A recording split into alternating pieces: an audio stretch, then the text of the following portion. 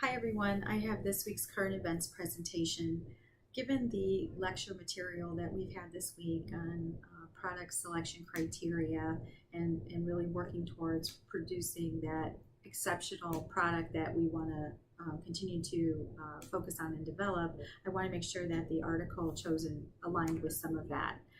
So I did find an article that was entitled "A Cautionary Tale for Founders Looking to Launch a Startup with an MVP or a what is known as a minimum viable product."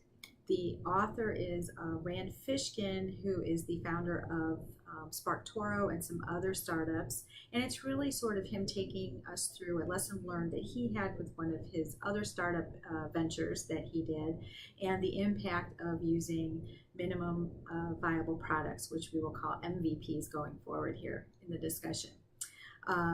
He basically said that in a culture today where the lean startup process is the approach that most resonates with new business and products, where they want to get something to market as quickly and as cheaply as possible.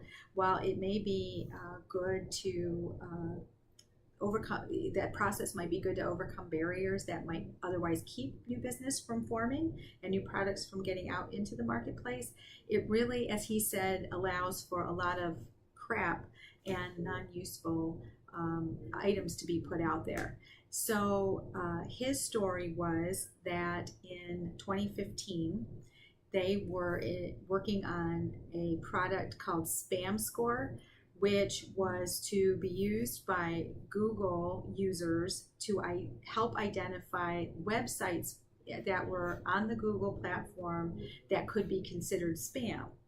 And he used $500,000 to start to create the software, and only 3 months in production.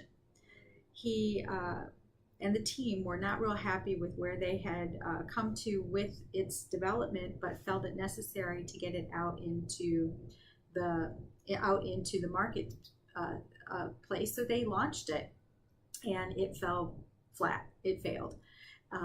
Customers were confused by it. Users in industry that other developers in industry who were like-minded with these types of softwares felt they really wanted to like it, but again, they didn't quite understand what it was to be used for.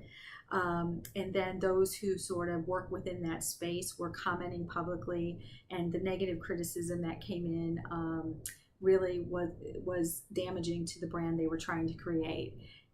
He said you end up getting an MVP hangover, meaning that damaging feedback tends to follow you around for a while. So he felt that it was extremely important that, one, when you develop any of these products, that you really need to be answering the questions for the customers about whether or not the customer is going to be interested in it, find it useful, that they're going to see efficiency or value in it, and it's going to be easy for them to use. You can't expect the customer to provide you all that feedback and still say, gee, this is a really good product, and I'm sure in a couple years, once they get it right, it'll be great for me to use. You can't rely on them that way. So he also said, to combat this, that everyone needs to strive to be putting out what's called an exceptional viable product, an EVP, and that by taking the time to actually develop the quality of the product and put it out in front of the customer, that you should see a really good reaction and obviously get away from the whole brand impact issue, and really force yourself to look at the market, your competition, and the reach you want to have with your product as selection criteria, to making sure that you are pushing for that EVP. And again, how you want your brand impacted. So he provided a graphic, and I'm going to try to make sure that you can all see it here, where he did discuss that the more time you spend with creating the quality of product, the better off that product will be received by the public. And it was just an interesting relationship issue with MVP versus the EVP.